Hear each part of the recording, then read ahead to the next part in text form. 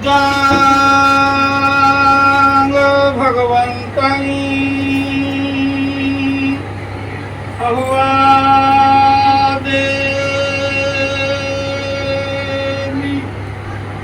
स्वखातो भगवता धम्मो धम्मं नमस्सामि सुपटिपन्नो भगवतो शावक संघो संघं नमस्सामि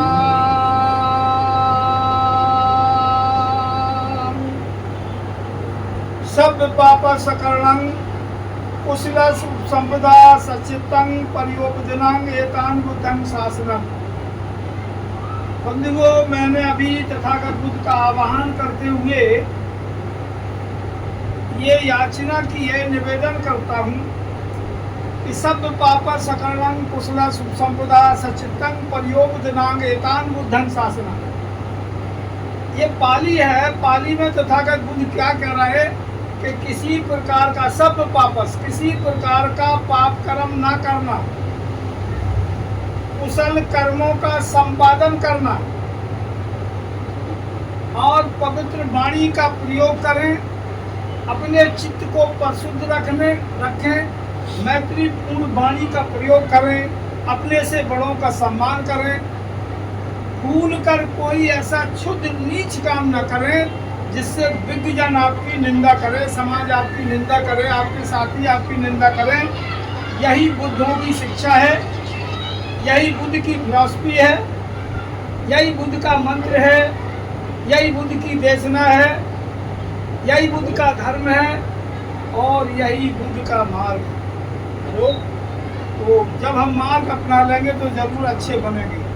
तो आज सभी लोग जिस कार्यक्रम में आपने अपनी सहभागिता, अपनी उपस्थिति दर्ज कराई, पहले तो मैं सभी की सुख शांति की मंगल कामना करता हूँ। ऐसी धूप में हमारी सभी माताएं बहनें, उपासक उपासिकाएं एकत्र हुए। आज दिनांक 1 जून, 1 जून को स्मृति शेष यानी स्मृति 16 प्रकार की होती है। इसमें एक स्मृति ये है कि हमारी माता जी हमारे बीच से, हमारी उपासका दिनांक फला को आज स्मृति याद आती है आज के दिन के वो 1 जून को दुनिया से छोड़कर, यानी भौतिक तत्वों का मेल जब बिखर जाता है, मृत्यु आदमी को समझना चाहिए मृत्यु क्यों होती है। मृत्यु क्यों होती है भैया? जन्म ही मृत्यु है। जिसका जन्म है उसकी मृत्यु है। इससे कोई बच सकता है? आज दिन तक बचा है। आदमी रोता क्यों है? जब ये जानता है कि मृत्यु सुनिश्चित है, कोई बचता नहीं है, ये सर्वदेशिक, ये सार्वभौम है, ये सर्वकालिक, ये सर्वजननी, सब जगह सभी देशों में ये व्यवस्था है। जन्म और मृत्यु, जन्म और मृत्यु ऐसे 2 किनारे हैं जिनका आदि अंत नहीं है। कभी ना हुआ ना हो सकता है कि मनुष्य का आना जाना बंद हो जाए। हो सकता है? किसी देश में ऐसा है? नहीं है। फिर आदमी दुखी क्यों होता है, रोता क्यों है? रोने का कारण आदमी ठीक से नहीं समझ पाता है कि या तो वो आदमी ने कितने अच्छे कुशल काम किए हैं, परिवार में, समाज में बहुत अच्छे कुशल काम किए, तो उसकी बातों को याद आ जाता है, उसके व्यवहार, कुशल व्यवहार को याद आ जाता है, तो अपने आप को रोक नहीं पाते, इसलिए आंसू आ जाते हैं। हम नहीं रोक पाते, जबकि हम जानते हैं कि हमारे रोने से कोई वापस नहीं होगा, कुछ नहीं होगा, लेकिन वो याददाश्त आती है। तो अब हमें उस याददाश्त में क्या करना चाहिए? हमें ये करना चाहिए कि इन्होंने अच्छे काम करे तो हमें जब इतनी इनकी याद आती है, इतनी हम तारीफ करते हैं, तो हमें उनसे ये प्रेरणा लेना चाहिए कि ऐसे ही काम हमको करना चाहिए, ऐसे ही अच्छे काम, ऐसे ही कुशल काम, कुशल व्यवहार हमको भी करना चाहिए। ताकि लोग हमें भी याद करें। आप लोगों को खेद नहीं होती है तो बुद्ध ने कहा कुशल कर्म करो। तभी तो कहा सब पाप सकलान कुशल सुख संपदा सचितन प्रयोग दिनांगेतान बुद्धं शासना। यही बुद्ध का शासन है, यही बुद्ध की फिलॉसफी है, यही बुद्ध का सिद्धांत है, यही बुद्ध का धर्म है और यही बुद्ध का मार्ग। आज हम 1 जून को स्मृति शेष राजा बेटी के अंतिम संस्कार में, तो अब ये बताओ सब लोग, आपने ये जान लिया, बता दिया मैंने कि जन्म ही मृत्यु है, मृत्यु के लिए जन्म होता है, उससे कोई बच भी नहीं सकता है। ये श्रृंखला कब से चल रही है? जन्म और मृत्यु की व्यवस्था कब से चल रही है? जब से मानव जन्म हुआ है, जब से मानव जन्म हुआ, जब से जीव पृथ्वी पर आया है तब से ये व्यवस्था चल रही है। तो जब से चल रही आदिकाल से, इसी का नाम है सनातन धर्म, इसी को सनातन कहते हैं। तभी बुद्ध ने कहा ये चा धम्मा सनातन हो, ये सारा संसार सनातन है। ये वायु है, ये सूर्य है, जितना वायुमंडल है, ये ब्रह्मांड है, सारे ब्रह्मांड में ये सब सनातन है। ना हिंदू सनातन है, ना ईसाई सनातन है, ना जैन सनातन, ना बुद्ध सनातन है। ये प्रकृति का कानून सनातन है, प्रकृति का नियम सनातन है। कोई ये संप्रदाय सनातन नहीं है, बहुत पहले से चली आ रही जो व्यवस्था। तो जन्म और मृत्यु बहुत पहले से चला ही है, यही सनातन है। अच्छा, अब दूसरी बात आती है कि मनुष्य की मृत्यु तो होती है, लेकिन मनुष्य मरकर जाता कहाँ है? अगर ये जानकारी हो जाए कि मृत्यु होने के बाद मनुष्य कहाँ जाता है तो शायद रोए नहीं आदमी। क्यों? जानता है आदमी मृत्यु होने के बाद कहाँ जाता है? नहीं है पता। आपके सामने 3 चित्र लगे, बाबा साहब का लगा, बुद्ध का लगा और राजा बेटी का लगा है कि नहीं? राजा बेटी आपके परिवार तक जीवित है, जितने कुशल कर्म करे हैं, जब तक जो अच्छा काम किया है उसके लिए जब तक याद आएगी परिवार को, पड़ोसियों को, मायके वालों को, घर वालों को, इष्ट मित्र को, तब तक वो याद करेंगे कि नहीं बहुत नेक उपासका थी, बहुत नेक महिला थी, बहुत नेक परिवार में थी, जिसकी बुआ लगती हो, मामी, चाची, बड़ी, ये कहते हैं वो बहुत नेक थी। उनके जाने के बाद में बड़ा आपको दादा का या पापा का या चाचा का या फूफा का या मामा का बुरा हाल है, क्योंकि अब उनकी देखरेख में कोई नहीं रहा। यही तो कहते हो कुशल कर्म के लिए। अच्छा, अब आपके बीच में बुद्ध और अम्बेडकर भी नहीं, तो क्या इनकी मृत्यु हो चुकी है? इनकी मृत्यु हो चुकी, मरकर कहाँ गए? ये तो आज भी जिंदा है। जो आदमी संसार के लिए, मानव समाज के लिए कुछ करके जाता है, वो अपने उद्बोधन से, अपनी प्रतिभा से, अपनी तेज से, अपनी वाणी से, अपनी नैतिकता से, अपने चरित्र से, अपने व्यवहार से लोगों को जो रास्ता दे के जाता है, उस रास्ते पे जो आदमी चलता है उसे लाभ होता है। तो क्या कि उसके विचार जो है वो जिंदा रहते हैं, हाँ? उसके विचार हमेशा जिंदा रहते हैं। तो आज भी दिन, चाहे दोनों महापुरुषों को ले लो, चाहे तथागत बुद्ध को, बाबा साहब को, बुद्ध को भी Sumatra, Java, Lanka, Indonesia, Thailand, Tibet, German, Japan, Cambodia, तमाम देश के लोग आज भी जिंदा समझते हैं कि बुद्ध हमारे फॉलोवर हैं। बुद्ध ने हमें सन्मार्ग दिया, न्याय का मार्ग दिया, अच्छा मनने का दिया, पवित्रता का, सुख का, शांति का, अमन चैन का मार्ग दिया, स्वयं तपने का मार्ग दिया, स्वयं चलने का मार्ग दिया, स्वयं समझने का मार्ग दिया, तथागत बुद्ध ने दिया। और बोधिसत्व बाबा साहब, बोधिसत्व बाबा साहब को अपने दिमाग में याद करो, इनकी क्यों पूजा सब जगह हो रही? इनके कहीं मकान घर नहीं थे, और आज ऐसा कोई गांव नहीं है, कैसा कोई रोड नहीं है जहाँ इनका मकान घर ना हो, है जहाँ ये खड़े ना हो, है ऐसा? तो क्या इन्होंने खरीदे करके गए थे, कह के गए थे? नहीं किए, वो कुशल कर्म थे। तो क्या है कि बाबा साहब कितना तिरस्कार आज किसी व्यक्ति का नहीं हो रहा है। ना पढ़ाई में हो रहा है, ना सर्विस में हो रहा है। उन्हें तो कहीं कमरा भी नहीं मिलता था, वो तो अच्छी जगह पर बैठ भी नहीं सकते थे, पानी नहीं बना सकते, बाल नहीं बनवा सकते। आज आपके सामने तो ये व्यवस्था नहीं है ना, ये नहीं है तो तुम्हारे लिए खोल दी। लेकिन इन्होंने इस व्यवस्था को, जिस व्यवस्था से इनको उपेक्षित किया गया, इनको तिरस्कारित किया गया, इनका अपमानित किया गया, इनको बहुत इनके साथ जो सलूक किया गया है वो सारा देश जानता है। फिर भी इस महापुरुष ने फिर भी किसी जात कौम को अपने संविधान में, अपने दस्तावेज में कभी भी बदलत की भावना से कुछ नहीं लिखा। चाहे ईसाई हो, सिख हो, यहूदी हो, जैन हो, मुस्लिम हो, इस जात का हो, उस जात का हो, ठाकुर, सबके लिए समान अधिकार दिया, संविधान में दिया। हम उसी की संतान हैं। हम बाबा साहब के अनुयायी हैं, और हमारी पड़ोसी से नहीं बनती है, परिवार से नहीं बनती है। हम कैसे अम्बेडकरवादी? हम कई लोगों को एक मंच पर नहीं ला रहे हैं, कैसे अम्बेडकरवादी? क्या उस महापुरुष को तुम पढ़ते हो? क्या उस महापुरुष के आपने विचार सुने? कष्ट होता है देखने में। आज कोई तुमसे दो शब्द बोलते तो कहोगे हम कभी उससे बोलते नहीं, हम बुलाते नहीं उसको, तुम लोग। और उस महापुरुष का इतना अपमान होगा फिर भी सबके लिए, उनके मन में, इसीलिए जो बोधिसत्व हैं, उनके मन में किसी के प्रति घृणा, बदलत की भावना थी? नहीं थी। तभी तो दस्तावेज, संविधान में सबको बराबरी का अधिकार है। इसीलिए ये संसार कैसे चलता है ये भी बता दें कि आदमी के अंदर ये चीज कोतूहल पैदा कैसे करता है। क्या चीज है जो आदमी के अंदर ये चीज पैदा कर देता कि नहीं हम मर जाएंगे, मार डालेंगे, लेकिन बाबा साहब का अपमान नहीं सहेंगे?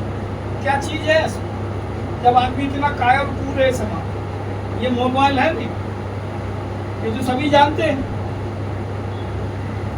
इसके फंक्शन गड़बड़ हो जाए तो ये चलेगा? नहीं चलेगा। बैटरी डिस्चार्ज हो जाए तो भी नहीं चलेगा। अगर इसके फंक्शन सही हो, बैटरी चार्ज हो और उसमें इनकम भी हो, पैसे भी पड़े हो, तो चलेगा कि नहीं चलेगा? हाँ? चलेगा। नेटवर्क नहीं आता होगा तो कैसे चलेगा?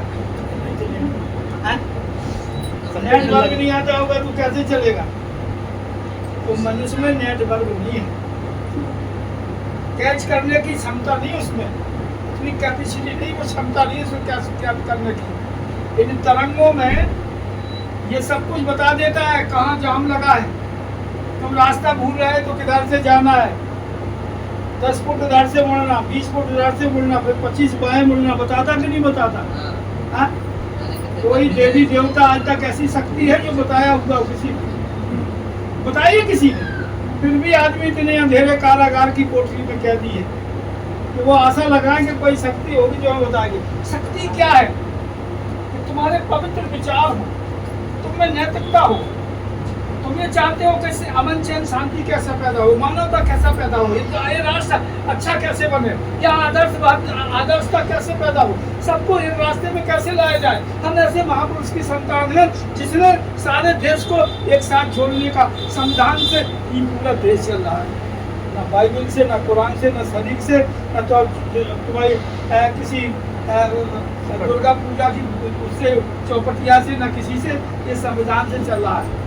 तो हमारी महिलाओं को इतना तो ज्ञान हो जाए, मेरी बेटी, मेरे बहनों, अगर तुम्हें जिस दिन ये ज्ञान हो जाए तथागत बुद्ध का और बाबा साहब का, तो वास्तव में ये देश तुम जैसे बताओगी वैसे ही चलेगा। अपनी यूनिटी तो हो, अपनी एकता तो हो, अपनी क्षमता तो हो, अपने मेल तो हो, क्योंकि आखिरी तक वो कहते गए, दोनों महापुरुषों ने कहा क्या कि शिक्षित तो करो दूसरों को, स्वयं ना हो, शिक्षित करो, एक दूसरे को करो। अब तो कह रहा शिक्षित बनो, अब बनने की का पैसा ही नहीं है, कहाँ से बनना? ऐसा ही नहीं किसी अच्छे स्कूल में हमारा एडमिशन हो जाए, क्यों? तो कहाँ से बनना?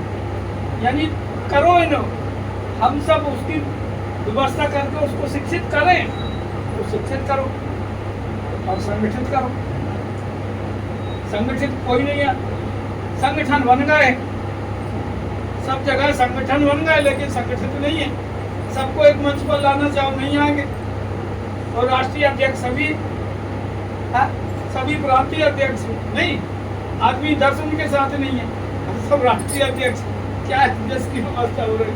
तो देखिए, तो इस तरह से हमें किस तरह से लोगों में करना चाहिए। आज ये आयोजन हो रहा है, हम इस आयोजन को तरसते हमें 19 साल हो गए इस कानपुर में आए, और मैं कहता हूँ कि आप मुझे बुलाइए और वहाँ पटल पर लिखिए कि बिना पटल पर बोलेंगे, विधम पटल पर बोलेंगे, शुद्ध पटल पर, मध्यम नकार पर, संगोत्तर नकार पर, दीर्घ नकार पर, चिल्ल वक्त पे, यमक वक्त पे, राज वक्त पे, क्रोध वक्त पे, बाल वक्त पे, श्री वक्त, आप लगाइए। तो वहाँ हमें आदमी बुलाता है, किसी की शादी हो तो आ जाओ बनते जी, मृत्यु हो जाए तो बनते जी आ जाओ, गृह प्रवेश हो जाए तो आ जाओ, बिटिया की दिखाई आ रहे, वहाँ बनते को क्या काम है भैया, वहाँ तो रिश्ता हो रहा, हमारा क्या काम। हम तो धर्म देशना चाहिए। हमें आप में इतनी आस्था पैदा करना चाहिए, इतने विचार पैदा करना चाहिए कि तुम स्वयं अपनी दान दया दानी स्वयं बनो कि ये काम हम कराएंगे। तुम्हारा काम नहीं है बोलते जी, तुम्हारा काम है अध्ययन करना, विपश्यना करना, मेडिटेशन करना। अब हम कई चीजें पूछेंगे, आप लोग सब चुपचाप रह जाएंगे। आप कान का काम, कान का काम आप कर सकती है, आँख का काम कान कर सकता है, पक्का है कि नहीं कर सकती ना। देखो यहीं वहीं बने रहना। अच्छा, और नाक जो श्वास लेने का काम करती है, ऑक्सीजन का काम करती है, ऑक्सीजन लेना, सूंघना, यही तो है। मुंह का काम खाना बोलना पहनना, यही तो है। तो नाक का काम मुंह कर सकता है, नहीं कर सकता है ना, आँख कर सकती है। अब ये एक कान का काम, एक आँख का काम 2, नाक का काम 3, मुंह का काम 4 हो गए। और 5वां है ये त्वचा है। जैसे कोई चीज ठंडी है, गर्म है, कठोर है, नरम है, तो क्या नाक बता देगी, आँख बता देगी, कान बता देगा? ये त्वचा का काम है।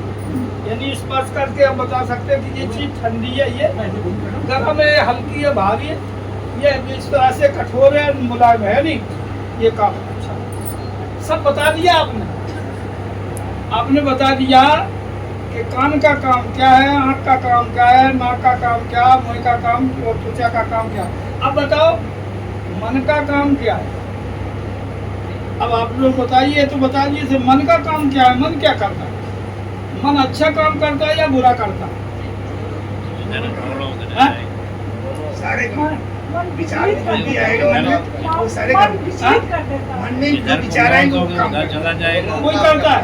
तो मन अच्छा है कि बुरा? विचलित कर देता है। वो अच्छा विचलित सब कुछ है, अच्छा भी है बुरा भी है।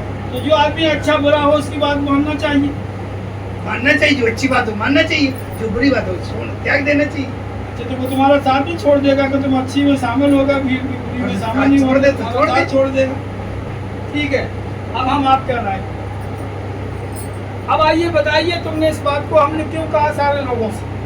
क्योंकि आप उस पर प्रतिष्ठित है। तुम ही प्रतिष्ठित नहीं है, सारा देश है, सारा विश्व है। तो अब हम ये पूछ रहे हैं कि हम आपका काम नाक नहीं कर सकती और दूसरा नहीं कर सकता है, तो मन को लखीमपुर चौराहे पर पहुंचाओ। मिली चौराहा कैसा बना है? कल्पना ना हो, यथासत्य हो, बताइए कैसा बना? देखने तो कैसे? अरे तो आँख की बात ही नहीं, आँख की तो हम खत्म कर दी। नहीं, आँख की क्यों? अब तो आँख उसमें शामिल कर रहा है यार। नहीं, अभी आप आँख शामिल करने लगे उसके साथ। अभी तो अभी मन में कह रहे थे कि वो जहाँ जाता है कुछ भी करता है, अब तुम कह रहा है कि आँख से देखा नहीं तो नहीं जा रहा। अच्छा चलो, चिरगोजा का स्वाद कैसा होता है? चिरगोजा का स्वाद कैसा होता है? खाया नहीं तो स्वाद क्या बताएंगे? रूप कैसा होता है? रूप जब देखे नहीं, अरे तो मन को पहुंचाओ। मन क्या काम कर रहा है? देखा ही नहीं उसको। इसका मतलब है कि मन कुछ भी नहीं है इसका मतलब। तो अभी मन पर अभी सारी चीजें निकाल के तुम्हारे सामने तुम्हारे हाथ में पकड़ा देंगे कि हम विचलित क्यों हैं, और विपश्यना क्या है, मेडिटेशन क्या है, तपस्या क्या है, इस पर हम आधारित हैं या नहीं हैं, इसके बारे में हम क्या जानते हैं, तो क्या जानना चाहिए। तो जिसके लिए हमारा प्रवचन लगना चाहिए उसके लिए लगता नहीं है। अब दोष इनको दोगे महिलाओं को कि ये देखो ये घर में बदलती नहीं है, भाई इनको बदलने का काम तो करा देंगे, यही पता नहीं है। दूसरा क्वेश्चन हम आप शुरू करते हैं यहीं से कि नहीं ये पता नहीं है, अभी तुम्हें तो लोगों से निकालेंगे कि आप अपने बच्चे का जन्मदिन मनाती कि नहीं मनाती? बेटा है बेटी मनाती हो? हैं? आप लोग डरती क्यों? दहाड़ के काकरों को मनाते हैं, हाथ दहाड़ के काकरों को। हाँ, अब ये बनाते हैं सब लोग। हाँ बनाते हैं। हम लोगों को पता ही नहीं कि हमारा बच्चा बच्ची कब पैदा हुआ, बिल्कुल झूठा मनाते हैं, बिल्कुल आपको पता ही नहीं और आप मना रहे। अब ये आपको क्या, विश्व में किसी को भी पता नहीं, आपको ही नहीं किसी को भी पता नहीं। अभी देखिए, अब ये कहेगी कि हमें पता नहीं है, हमारे बच्चा पैदा हुआ बेटी हमें क्यों पता नहीं है, हम अभी इन्हीं से निकालेंगे। बंधुओं, मेरी बहनों, जब बच्चे का जन्म होता है तो महिला 1-1.5 माह बाद बता सकती है कि मेरे पेट में गर्भ आ गया। सही है गलत? है? सही है। सही है।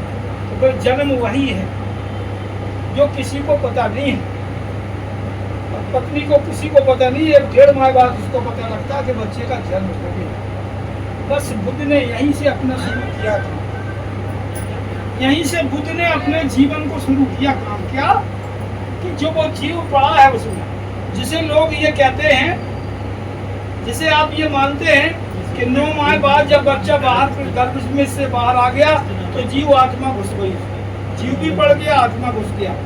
बुद्ध ने कहा उसको झूठ समझाओ जाके कि बच्चा माँ के गर्भ में 1 सेकंड भी निर्जीव नहीं रह सकता है। रह सकता है? 1 सेकंड भी निर्जीव नहीं रह सकता है। तो बच्चे को मनुष्य का काम, लेकिन आदमी को तो बचाओ। यही तो बुद्ध का सिद्धांत है कि आदमी आदमी से अच्छा व्यवहार नहीं करता है। ज्ञान का रास्ता है स्वयं जानने का, स्वयं तकने का, स्वयं समझने का। हमारे जैसे लोग थोड़ी बातें याद कर लेते तो आपके बीच में बोलने लगते हैं। आप तो हमसे होशियार अच्छे हो सकते हैं, चरित्रवान हो सकते हैं, नैतिकतावादी हो सकते हैं, सदाचारी हो सकते हैं, जरूरी नहीं मैं ही अच्छा हूँ। सभी लोग अच्छे हो सकते हैं, और तो इस भाव से लोगों को देखता हूँ, जानता हूँ। तो देखिए प्रसंग कहाँ खत्म किया था, आप लोग बताएं कहाँ खत्म किया था? ये इधर में उधर में यही फर्क हो जाता है कि आदमी ध्यान से एक बात सुनता है, चाहे स्कूल में जाए चाहे कहीं भी जाए, कोई भी सब्जेक्ट पर जब बात चल रही है तो आदमी को सब्जेक्ट के आधार पर अगर छूट गया सब्जेक्ट तो समझदार बच्चा है या समझदार कोई है तो पुनः उसको जानने का प्रयास करेगा कि हमारा, या दूसरे के लड़कों की किताबों में देखेगा या उनसे पूछेगा कि क्या लिखाया गया। नहीं, सब्जेक्ट जो छूट गया है पढ़ने वाला होगा, जो नहीं पढ़ने वाला होगा छूट गया, हम थे ही नहीं उस दिन। यही बस इतनी गड़बड़ होती है। क्या है? बच्चा निर्जीव पेट में नहीं रह सकता, ये नहीं रह सकता। देखिए उनको याद है, बच्चा पेट में निर्जीव नहीं रह सकता है। अब क्या होता है कि जब बच्चा गर्भ में गया, मेरी माताओं बहनों पास को सभी ध्यान से सुनना, बुद्ध ने कहा, वहीं उन्होंने कहा कि पहला, अभी कोई भी हम पूछते कोई पहला संस्कार क्या है? गर्भ संस्कार। यानी जब गर्भ में बच्चा गया है तो उस पुरुषता को, उस महिला को, उस बहन को, उस बेटी को, जिस शयन कक्ष में वो सोने जाती है, जब वो सोने जाए तो उसके विचार कैसे होना चाहिए, उसका खान पीन कैसा होना चाहिए, पति का उसके साथ कैसा व्यवहार हो, सास ससुर का कैसा व्यवहार हो, या परिवार में जो भी लोग हैं उनका कैसा व्यवहार उसके साथ में होना चाहिए। क्योंकि वो वहाँ से उसको संस्कार, जब संस्कार, बच्चे के संस्कार वहीं से शुरू होते हैं, वहीं से शुरू होते हैं। जब वो अपने शयन कक्ष में जाएगी, उसको पढ़ा दिया जाएगा जब तुम जाओ तो तुम्हारे मन में, तुम्हारे चित्त में ऐसी बात हो, जब वो सोते समय उसके चित्त में वही सो गई,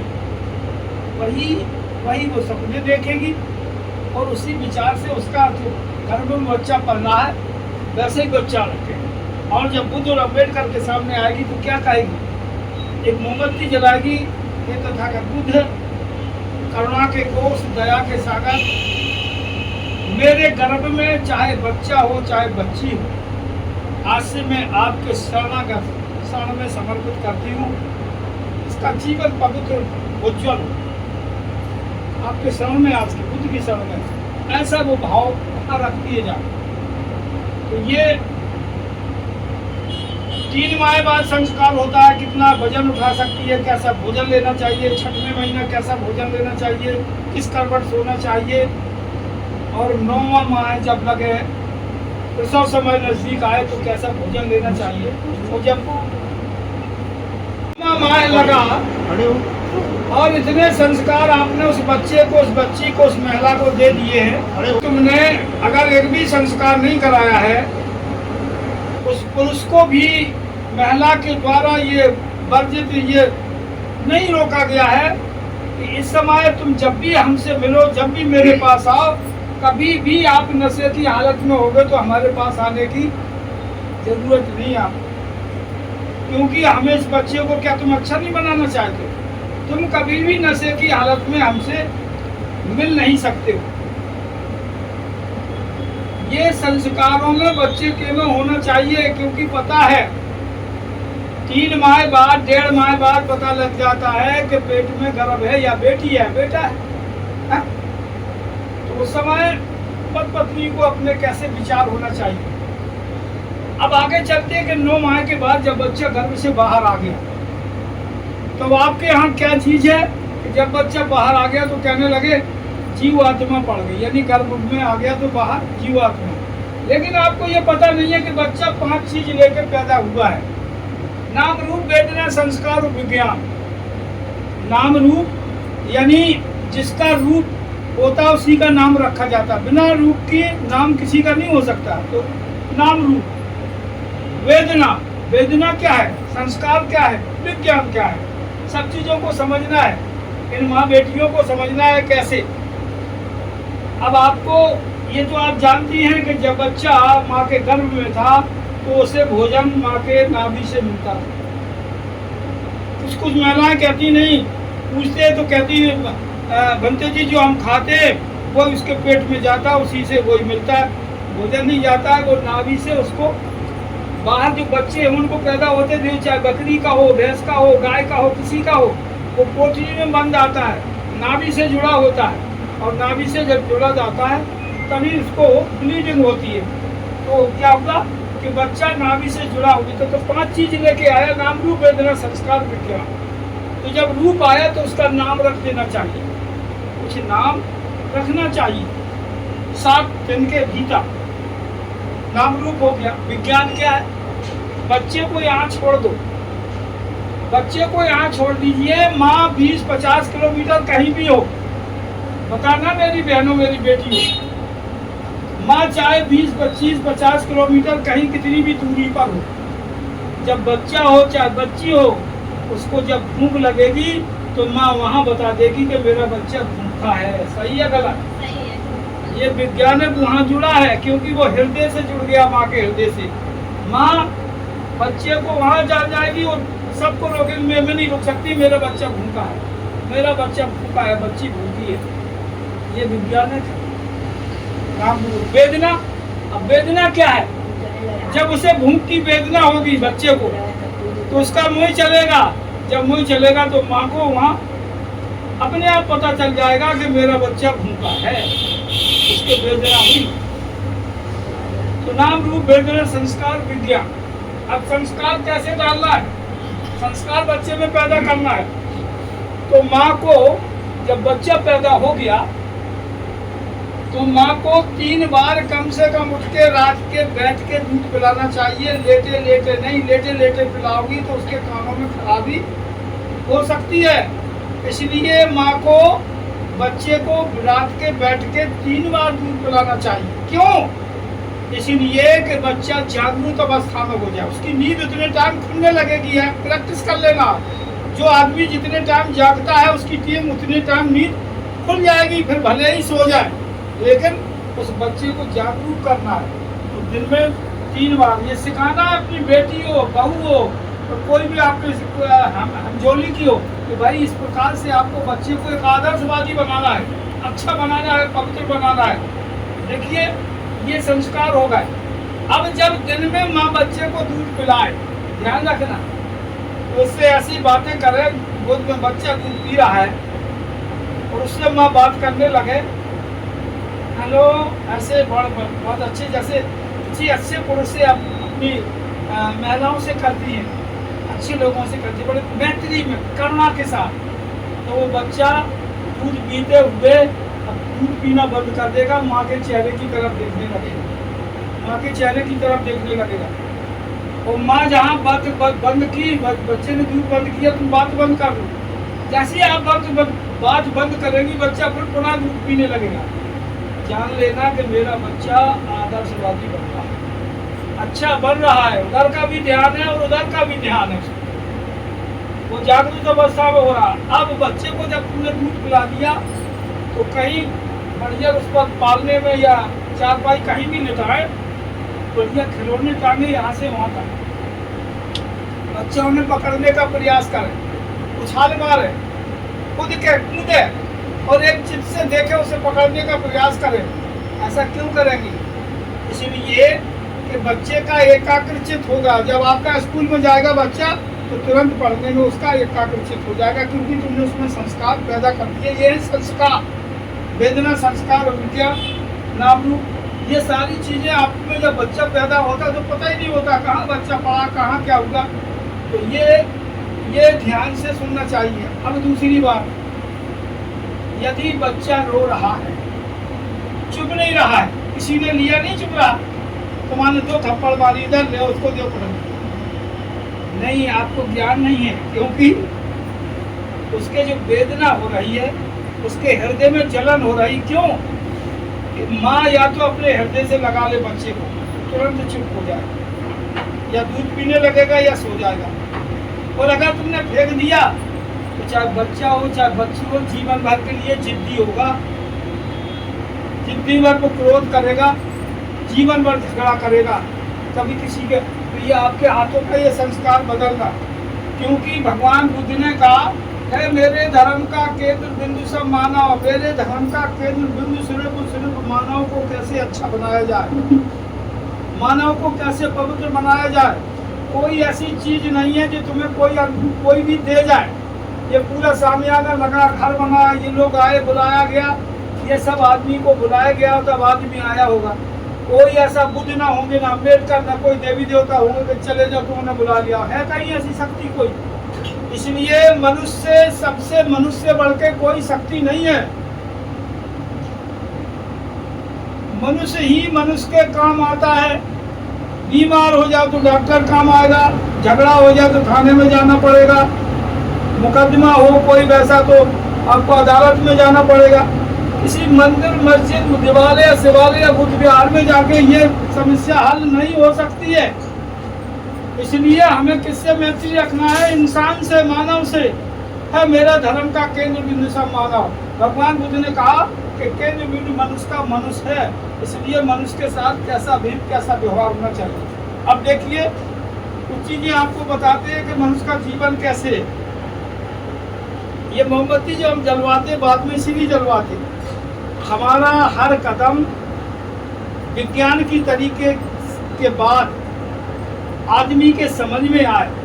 बच्चा हो, महिला हो, पुरुष हो, 60 का हो, 50 का हो, नया हो, सबकी समझ में आना चाहिए कि रास्ता क्या है। देखिए मनुष्य का जीवन ये माने चलो एक दीपक है, इसमें ये तेल पड़ा हुआ है, ये बाती पड़ी हुई है, और ये माचिस ली मैंने। इस माचिस को मैं यूँ लगा दूँ, ये जल क्यों नहीं रही? क्यों नहीं जल रही? हाँ? ये क्यों समझा रहा हूँ? इसलिए कि बुद्ध ने कहा रास्ता बहुत अच्छा है, लेकिन जब तक तुम क्रिया नहीं करोगे रास्ता, जब तक रास्ते को समझोगे नहीं कि हमें क्या करना है, तो आपको क्या करना है? आपके पास 6 इंद्रियां हैं, 4 तत्व हैं, 10 चीजों का समावेश है। हम उसको ठीक से समझेंगे, इनका कारण क्या, काम क्या है, तभी तो हम आगे बढ़ेंगे। तो देखिए ये आपने कहा कि ये भले ही सब चीज मौजूद है, लेकिन इसमें प्रकाश पैदा नहीं हो सकता है। क्योंकि क्रिया करना पड़ेगी। क्रिया क्या करना है? घर्षण करना पड़ेगा। ये देखो क्रिया हो गई। ये देखो, ये जीव पैदा हुआ, इसमें आत्मा पैदा हुई, इसमें प्रकाश पैदा हुआ, और ये देखो बुझ गया, आसमान में गया, जमीन में गया। कहाँ चला गया? इसमें जो प्रकाश पैदा हुआ था, जो जीव और चेतन पैदा हुआ था, वो कहाँ चला गया? पृथ्वी में समा गया, आकाश में चला गया। अच्छा ठीक, कोई बात नहीं। अब ये बताइए, ये जो प्रकाश पैदा हुआ था, इस तिल्ली में था कि इस खोखे में? काय में था प्रकाश? इसमें था कि इसमें था? हाँ? इसमें। अच्छा इसमें था। तो देखो ये फिर लेते हैं, ये लोग कहीं प्रकाश दिखाई दे रहा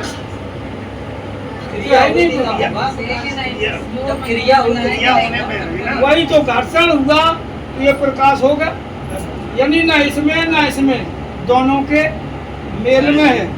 क्यों समझा रहा हूँ ये बातें? कि संसार में कोई एक शक्ति नहीं है बंधुओं जिसको तुम पूजा करके पूरे देश के लोग सुखी हो जाए। भौतिक तत्वों के मेल से शरीर बना है, भौतिक तत्वों के मेल से ये बर्तन, ये घर, सब।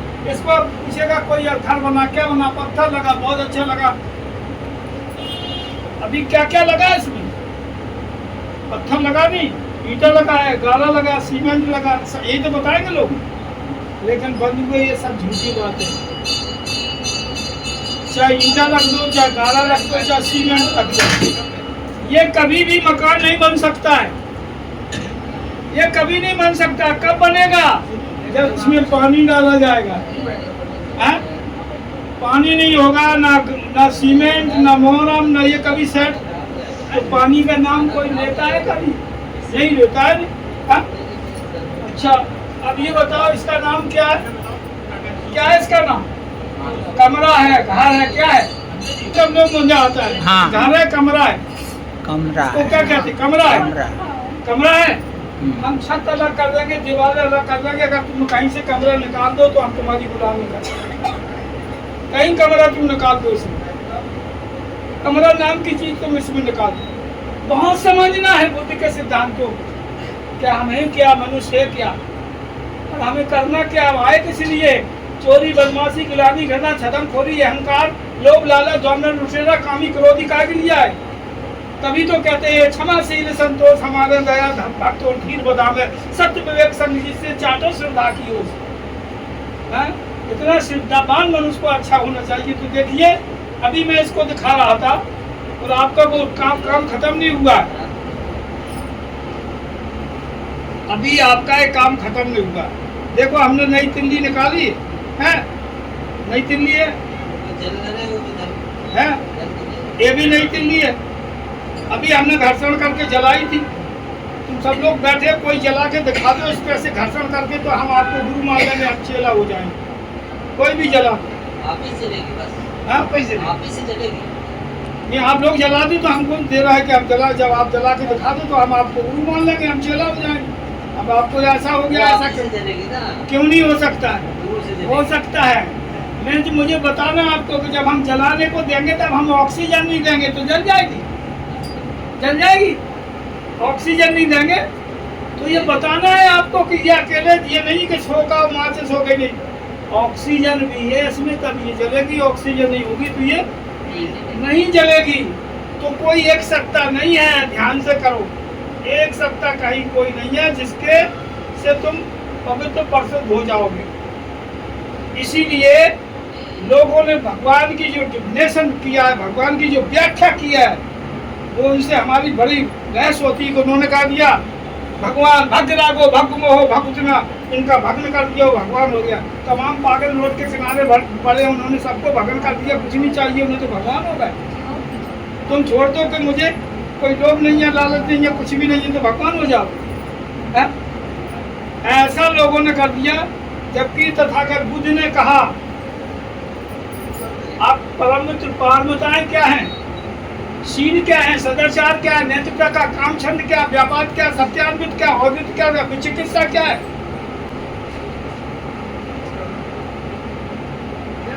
आदमी जब इन चीजों को नहीं जानता, इतना लंबा रास्ता है, सारा बताना पड़ता है। नहीं तो हर आदमी अभी तक बुद्धों की लाइन लगी होती पूरे विश्व में। नहीं, अरहतों की लाइन लगी होती, श्रेयोता पदगामियों की सदा पर। क्या है बुद्धं शरणं गच्छामि? रोज कहते कहते इतने साल हो गए।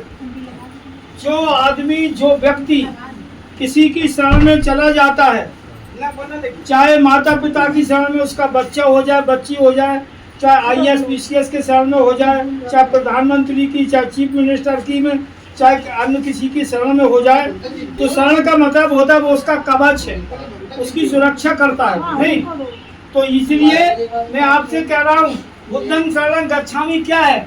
जब आप बुद्धि की शरण चले जाएंगे, क्या कुशल है, क्या कुशल है, क्या करना चाहिए, क्या नहीं करना चाहिए, क्या पवित्र है, क्या अपवित्र है, क्या सुखकर है, क्या दुखकर है, क्या अनहित है, क्या हित है, ये कैसे सोचना है? बुद्धि से। तो बुद्धं शरणं गच्छामि।